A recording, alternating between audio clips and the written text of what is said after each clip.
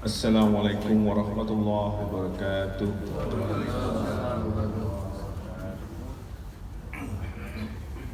Innal hamdalillah nahmaduhu wa nasta'inuhu wa nastaghfiruh wa na'udzu billahi min shururi anfusina wa min sayyiati a'malina. May yahdihillahu fala mudilla lahu wa may yudlil fala hadiya lahu. Ashhadu an la ilaha illallah wa ashhadu anna Muhammadar Rasulullah. Alamin wassalatu wassalamu ala asrofil anbiya'i wal mursalin wa ala alihi wa sahbihi ajma'in, amma ba'du. Puji syukur kehadirat Allah Subhanahu wa taala yang mana pada siang hari ini kita bisa hadir di tempat yang mulia ini, bertemu dengan orang-orang yang mulia, melaksanakan sholat zuhur secara berjamaah.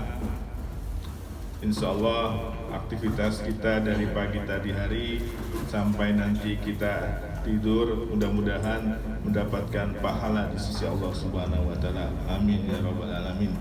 Salawat teriring salam tak lupa kita sampaikan kepada Nabi kita Nabi Muhammad sallallahu alaihi wasallam beserta keluarganya, sahabatnya, dan juga kepada kita semua yang hadir di sini. Insya Allah istiqomah melaksanakan sunnah-sunnahnya. Amin ya rabbal alamin. Seperti biasa, Selasa pada zuhur pada kali ini ada Ustadz Asy'ari Mahdi yang membahas khusus tema Sirah, yaitu sejarah Islam. Kali ini membawa tema yaitu tentang kisah sahabat Amr bin Jamuh. Bagaimana cerita dan heroiknya, mudah-mudahan bisa kita dengarkan dan kita simak dan mendapatkan menjadi pelajaran bagi kita semuanya. Demikianlah yang bisa saya sampaikan. Bila taufik wal hidayah. Wassalamualaikum warahmatullahi wabarakatuh. Assalamualaikum warahmatullahi wabarakatuh.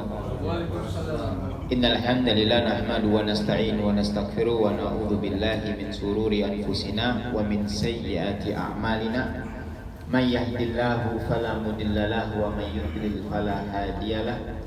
Asyhadu an la ilaha illallah wahdahu la syarika lah wa asyhadu anna Muhammadan abduhu wa rasuluhu la nabiyya ba'd. Allahumma sholli wa sallim ala nabiyyina Muhammadin wa ala alihi wa ashabihi ajma'in, amma ba'du. Para jamaah yang dirahmati Allah, alhamdulillah para bapak, kita bisa berjumpa kembali di kajian rutin bulanan bersama saya yang khusus berkaitan dengan sejarah. Dan kami sudah sampaikan, Pak, di antara kaidah terbesar dalam mempelajari sejarah Islam dan bahkan para sahabat Nabi Shallallahu Alaihi Wasallam adalah menghidupkan lagi keimanan kita di dalam dada-dada kita. Karena dengan mengkaji perjalanan mereka, apalagi nanti seperti sahabat Amr bin Al-Jamuh, itu bisa menghidupkan keimanan kita, Pak. Amr bin Al-Jamuh adalah seorang yang sudah tua renta, bahkan kakinya itu pincang. Yang menakjubkan kembali adalah ternyata beliau itu dahulunya adalah agama musyrik. Kalau kebiasaan orang-orang dahulu itu di rumahnya itu menyimpan berhala-berhala, Pak.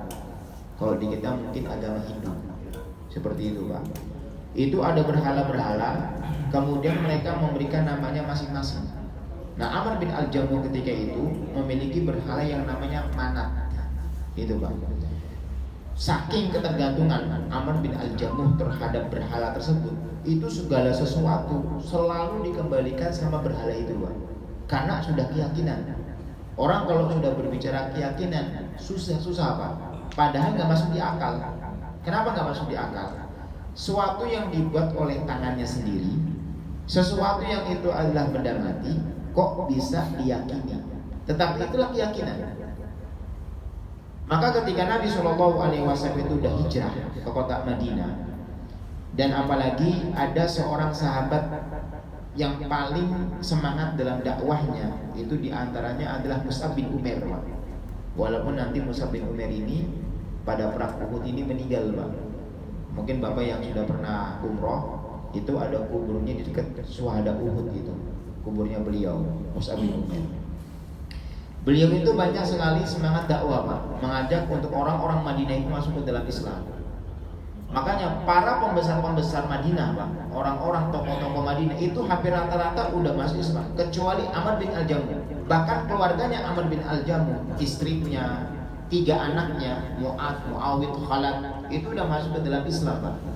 Tinggal si Amr ini, orang yang tua renta, yang kakinya sudah, mohon maaf ini cacat, sampai dikatakan, dia mengatakan kepada istrinya, wahai istriku, jagalah anak-anakmu dari bahayanya Mus'ab bin Umair, karena banyak dari orang-orang Madinah yang itu sudah masuk ke dalam Islam.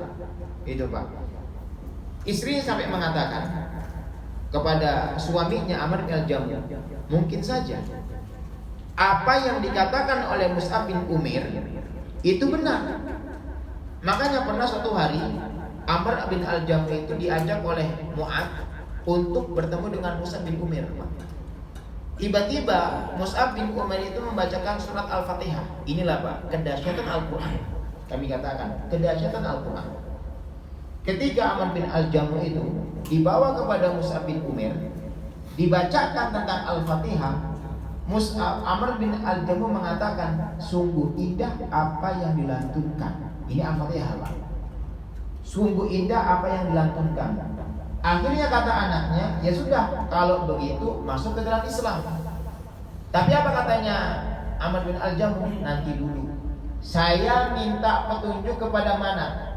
Saya meminta petunjuk kepada berhala saya. Inilah, Pak, kalau keyakinannya itu kepada benda, ini, Pak, Allah Subhanahu wa Ta'ala itu akan jadikan keyakinan ke situ terus, walaupun itu menyimpang. Akhirnya Amr bin Al-Jamu mengatakan, tunggu dulu, saya harus kembalikan kepada berhala. Akhirnya apa? Malam hari dia sampaikan kepada berhalanya, wahai Manat, bahwasannya telah datang seorang dari kota Mekah membawa ajaran baru yang kemudian dibantu oleh dai yang namanya Mus'ab bin Umair, dan banyak dari orang-orang Madinah masuk ke dalam Islam, dan kami diperintahkan untuk meninggalkan engkau. Kalau seandainya aku mendapat petunjuk, maka aku akan mengikutinya. Tapi kalau seandainya engkau tidak memberikan petunjuk kepadaku, maka aku tidak akan meninggalkan engkau, wahai Manat. Nah ini, Pak, anaknya mencari cara, Pak, bagaimana untuk melemahkan keyakinannya Amr bin Al-Jamu. Akhirnya mereka siasat, Pak. 3 orang ini siasat. Nanti ketika tengah malam kita lemparkan si Manat itu ke dalam selokan. Itu, Pak. Akhirnya apa? Malam hari bapaknya sudah dikira tidur, dilempar ke selokan, Pak. Besok paginya marah-marah bapaknya. Siapa yang telah melakukan kepada Tuhanku Manat? Itu, Pak. Akhirnya dikatakan oleh anaknya, kalau seandainya Manat itu adalah Tuhan engkau, kenapa kok tidak bisa menyelamatkan ketika masuk ke dalam comberan? Sedikit masuk itu, Pak. Akhirnya apa? Dikembalikan lagi. Sampai hari yang ketiga, Pak. Akhirnya sampai di hari yang ketiga, ini, Pak, Amr bin Al-Jamu menyediakan pedang di sampingnya itu, Pak. Di sampingnya berhala itu. Kalau seandainya, wahai Manat, kalau engkau benar-benar adalah Tuhan, kalau engkau adalah benar-benar Tuhan, engkau akan melakukan penjagaan diri kepadamu sendiri. Ini katanya Amr bin Al-Jamu. Kalau seandainya engkau benar adalah Tuhan yang bisa memberikan manfaat dan mudarat, maka setidaknya kalau ada yang memberikan mara bahaya kepadamu, ini pedang. Kemudian lakukanlah apa yang kau bisa lakukan. Akhirnya, Bapak, tambah parah ini, Pak, sama anak-anaknya Mu'ad, Mu'awid, dan Khalad itu, Pak. Akhirnya apa? Berhala itu saking ingin dihinakan, ini hari terakhirnya ini, Pak. Akhirnya apa? Diikat ke dalam sebuah anjing yang sudah menjadi bangkai, yang kemudian dilemparkan ke dalam selokan itu, Pak. Saking ingin menghinakan. Ini, Pak, saking ingin menghinakan. Akhirnya sama anak-anaknya itu apa? Berhalanya itu diikat ke dalam sebuah anjing yang udah menjadi bangkai, kemudian dilemparkan ke solakan. Bapaknya akhirnya mengatakan pas pagi harinya, mengatakan kepada Manat, engkau benar-benar bukanlah seorang Tuhan. Kalau seandainya engkau adalah seorang Tuhan, kenapa engkau tidak bisa menyelamatkan dirimu sendiri? Disinilah Pak, suatu hidayah yang akhirnya melekat pada Amr bin Al-Jamuh. Ini Pak. Dan Masya Allah Pak, awal mula keislaman Amr bin Al-Jamuh yang akhirnya memiliki keimanan yang kuat. Dan ini pentingnya hidayah Pak.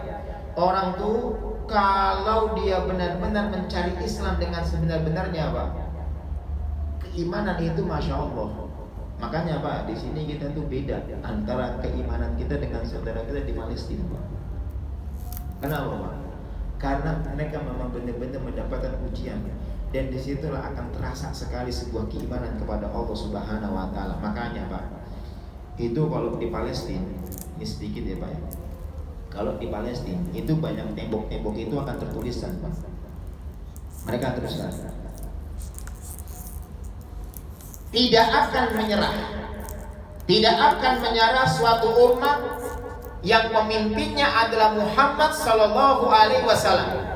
Tidak akan pernah menyerah, tidak akan pernah bertekuk lutut kepada orang-orang Yahud selama pemimpinnya adalah Muhammad Sallallahu Alaihi Wasallam. Ini Pak, artinya apa Pak? Kalau hati itu sudah ada hidayah sebagaimana Amr bin Al-Jamuh, itu akan terpancar, bercahaya. Makanya pentingnya bagi kita Pak, sudah masuk ke dalam Islam, itu harusnya dikelola. Kelola bagaimana? Dijaga, dirawat. Jangan sampai hidayah yang telah ada dalam diri kita, suatu kenikmatan hidayah ini akhirnya semakin lama meredup, akhirnya semakin lama kurang. Kenapa? Karena kita tidak banyak mengelola hidayah itu yang telah datang kepada kita. Bagaimana salah satu mengelolanya?